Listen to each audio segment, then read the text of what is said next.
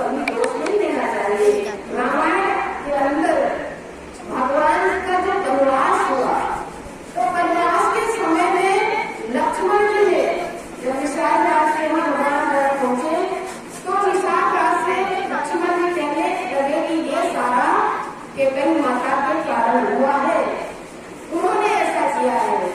तो विशाल राज को समझाया, कोई सुख दुख दाता